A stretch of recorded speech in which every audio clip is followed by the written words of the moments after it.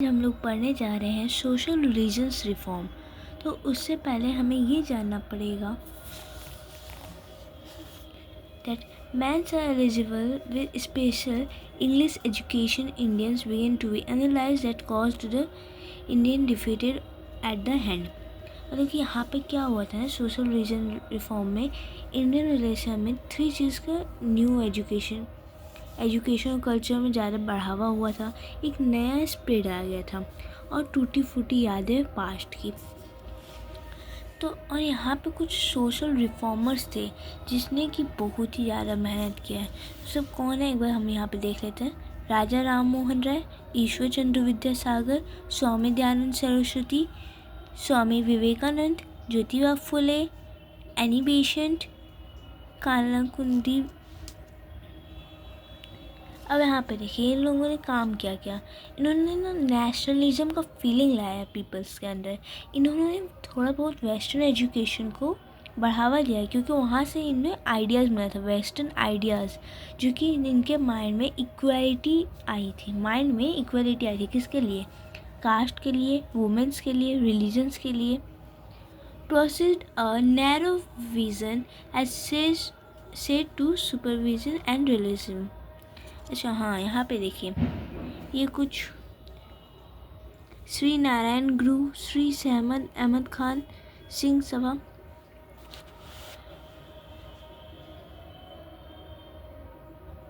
ये जो लाइन है ना, इसमें हमें क्या पता चलता है कि इसमें जो पास्ट है उससे हमें एक न्यू फ्यूचर की तरह डेवलप करना है, यानी कि उसी पास्ट वाली जो गलतियाँ हैं उसको हम रिपीट करें। बात करते हैं हमारे फर्स्ट सोशल रिफॉर्मर के बारे में, राजा राम मोहन राय। राजा राम मोहन राय को कौन नहीं जानते, क्योंकि वो उन्हें तो फादर ऑफ मॉडर्न इंडिया माना जाता है। क्यों? क्योंकि उनका जो मेन टारगेट था वो क्या था? पॉलीगैमी को हटाना, रेशनलिज्म को हटाना, सती मैरिज को हटाना, चाइल्ड मैरिज को हटाना। तो ये सब जो है पर्दा सिस्टम को हटाना। तो ये जो था ये सब उसका मेन टारगेट था, उनका मेन टारगेट था। लेकिन आखिर में उन्होंने क्या किया? आखिर में उन्होंने 1829 को लॉर्ड बैनविक के सहारे उन्होंने सती सिस्टम को इलीगल साबित कर ही दिया। यहाँ पे देखिए उन्होंने ब्राह्मो सभा बनाया था 1828 को, लेकिन वो ब्राह्मो समाज में बदल गया 1829 को। तो वी से ब्राह्मो सभा इज एस्टैब्लिश इन 1829। तो उन्होंने क्या प्रमोट वेस्टर्न एजुकेशन। उन्होंने क्या प्रमोट किया? संस्कृत लिटरेचर और हिंदू पर्शियन को भी। He was against of idol worship. उन्हें ना मतलब आइडल वर्शिप से, रिचुअलिज्म से, सबसे ना मतलब वो अगेंस्ट थे सभी के। अब बात करते हैं हमारे next social reformer Ishwar Chandra Vidyasagar. तो इन्होंने पहले तो चाइल्ड मैरिज के खिलाफ प्रोटेस्ट किया, फिर उन्होंने एजुकेशन के लिए ऑफ वुमेन के लिए किया। तो उन्हीं के जो ये इफ़ेक्ट्स थे, तो वो फर्स्ट गर्ल्स स्कूल बनाए थे कलकत्ता में। तो उन्होंने विडो मैरिज के अगेंस्ट थे, विडो मैरिज के लिए वो काम किए। ही वॉज अगेंस्ट ऑफ पॉलीगैमी। भाई पॉलीगैमी के लोग अगेंस्ट थे। ही वॉज क्वाइट शास्त्र। ये लोग मतलब ये चाहते थे कि शास्त्र के अनुसार भी ये परमिशन मिले हमें कि हाँ भाई विडो रिमैरिज हो सकता है, विडो को रिमैरिज करवा दिया जा सकता है। ये एक्ट कब पास हुआ? 1856 को। तब बात करते हैं हमारे नेक्स्ट सोशल रिफॉर्मर के बारे में, स्वामी दयानंद सरस्वती। पहला चीज़, founder of Arya Samaj 1857। His slogan was back to Vedas. He established, इनका ये 3 रूल्स था जिसका मतलब था स्वराज मतलब self rule, swabhasha means own language, swadharma मतलब ओन रिलीजन। भाई अपने पर रूल करो, अपना लैंग्वेज यूज़ करो, अपना रिलीजन देखो। That was his aim. इनका काम क्या था? वुमेन को एजुकेशन दिलवाना, मोनोगैमी करवाना मतलब पॉलीगैमी नहीं हो यही चाहना, अडल्ट का मैरिज करवाना ना कि ये चाइल्ड मैरिज करवाए, विडो रिमैरिज, हाँ, पर्दा सिस्टम को हटा देना, सती सिस्टम के ये भी अगेंस्ट थे। ये भी अगेंस्ट है आइडल वर्शिप के बारे में, मतलब मूर्ति का पूजा। ये चाहते थे कि ना एक ही गॉड हो, पर इतने सारे जो कहा गया कि ये गॉड है वो गॉड है, तो इतना सारे की जरूरत ही नहीं भाई, एक ही गॉड लो, है ना। अब वो चाहते थे ना बॉयज़ और गर्ल्स का एक ही कॉलेज हो। यहाँ पे देखिए, establish of the Vedas religion as the practice of the Aryas, he given the importance to the Sanskrit and the Indian language। इन्होंने ये तो वेस्टर्न आइडियाज़ तो सभी ने दिया है, लेकिन इन्होंने क्या किया, इम्पोर्टेंस दिया संस्कृत को, जो कि राजा राम मोहन राय दिए थे, और इंडियन लैंग्वेज को भी इन्होंने काफ़ी इम्पोर्टेंस दी, जो कि स्पेशली हिंदी हो। स्टार्टेड ऑफ शुद्धि मूवमेंट। नो भाई, ये शुद्धि मूवमेंट क्या है, लेकिन उससे पहले आप इसे जान लो कि इनका जो ओरिजिनल नाम था वो था मूल शंकरा, और ना ये थोड़ा अनटचेबिलिटी से अगेंस्ट थे। तो hope you are clear of all this points. As मैंने आपको कहा था कि शुद्धि मूवमेंट क्या होता है। शुद्धि मूवमेंट एक ऐसा मूवमेंट है जिसमें कि हमें कहा जाता है कि Hindu converted to the religion too, मतलब हिंदूज़ को बैक लाना है।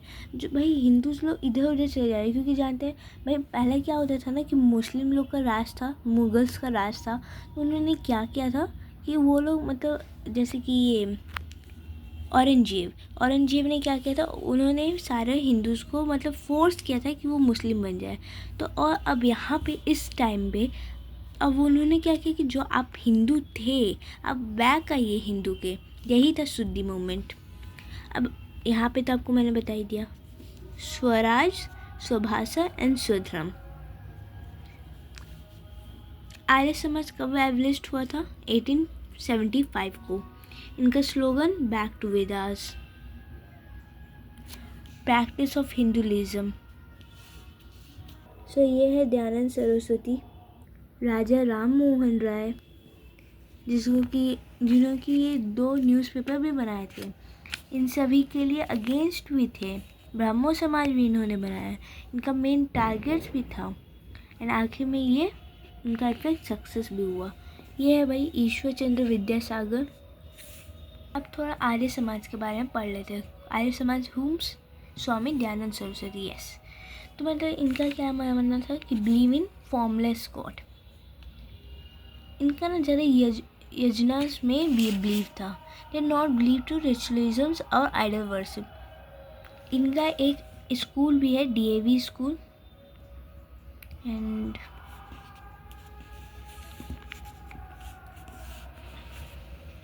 अब बात करते हैं हम लोग स्वामी विवेकानंद। तो दिस इज स्वामी विवेकानंद। तो इनका क्या था, ये जो थे ना राम कृष्ण परमहंसी के ये सबसे ज़्यादा ट्रू डिसिप्लिन में थे, इन्हीं के ये फॉलोवर थे। तो अब उनके लिए कुछ तो करेंगे, तो उन्होंने क्या किया, राम कृष्ण मिशन बना दिया 1897 को। किसने बनाया था, स्वामी विवेकानंद ने बनाया था, जो कि ऑल वर्ल्ड रिलीजन्स के लिए था। इनका वेस्टर्न लाइफ स्टाइल था, ये बंगाली फैमिली से बिलोंग करते थे, अपर और मिडिल। इनका असली नाम था नरेंद्रनाथ, जिसने कि चेंज हो गए ये। इनके कुछ ये थे रूल्स एंड रेगुलेशंस जो कि हमें कहाँ फॉलो करने होंगे, रामकृष्ण मिशन में। ये थे आर्य समाज के रूल्स एंड रेगुलेशंस जो कि आपको बताए दिए गए हैं। हालांकि यहाँ पे वुमेंस को भी ये दिया गया था। अब यहाँ पे देखिए, ये सब है स्वामी विवेकानंद के, जो कि है रामकृष्ण मिशन का रूल्स। क्या आप इन्हें पहचानते हैं? जी हाँ, ज्योतिबा फुले, सही पहचाना आपने। जो ज्योतिबा फुले ये क्या थे ना, ये महाराष्ट्र से आए थे। ये रिफॉर्मर कास्ट सिस्टम के सबसे पहले अगेंस्ट थे। अब देखते ज्योतिबा फुले ने क्या किया था। तो वो तो पहले तो उन्होंने स्कूल बनाए थे लोअर कास्ट के लिए, ठीक है। तो यहाँ पे देखिए उन्होंने एक बुक्स भी लिखा था, बुक जिसका नाम था, जिसका मतलब था स्लेवरी। बात करते हैं एनी बेसेंट की। एनी बेसेंट क्या थी ना, एनी बेसेंट पहले तो आई थी कहाँ से, एनी बेसेंट कहाँ से आई थी हमारी, एनी बेसेंट हमारी इटालियन लेडी थी जो कि इंडिया आई थी 1883 में, क्योंकि उनको बहुत ही ज़्यादा इंटरेस्ट था ये जो एशियंट है ना, हिंदू इस सब में इनको बहुत ज़्यादा इंटरेस्ट था। लेकिन अब वो चाहती थी ना कि यहाँ पे जो अगर मैं चाहती हूँ कि इतना अच्छा इंडिया भाई, थोड़ा तो इसमें डेवलपमेंट होना चाहिए। तो इन्होंने अपना वॉइस रेज किया किसके प्रति, चाइल्ड मैरिज के प्रति, कास्ट सिस्टम के प्रति, पॉलीगैमी के प्रति। बात है इन्होंने सती सिस्टम के बारे में क्यों कुछ नहीं कहा, क्योंकि आप देख सकते हैं अगर आप राजा राम मोहन राय में जाएंगे तो आप क्या देखेंगे कि सती सिस्टम 1829 में ख़त्म हो चुकी थी, इसीलिए। एंड बात करते हैं इन्होंने विडो रीमैरिज के बारे में क्यों नहीं कुछ कहा, क्योंकि ये विडो रीमैरिज भी यहाँ पे ये देखिए 1856 में ख़त्म हो गई थी। लेकिन अब बात करते हैं कि ये कब आई थी, ये 1893 में आई थी, मतलब सबसे लास्ट में जब सब ख़त्म हो गया तब भी चाइल्ड मैरिज जारी था वहाँ पर, ठीक है ना। तो ये चीज़ उनको पसंद नहीं था। वो फर्स्ट लेडी थी, first women president of INC मतलब इंडियन नेशनल कांग्रेस, जो कि बनी थी वो 1970s मतलब 19s में आ गए हम लोग, है ना। इन्होंने काम क्या क्या किया था आप इधर भी एक बार देख लीजिए। इलेक्टेड द प्रेसिडेंट, ये तो आपको पता ही है। अब बात करते हैं हमारे नेक्स्ट सोशल रिफॉर्मर के बारे में।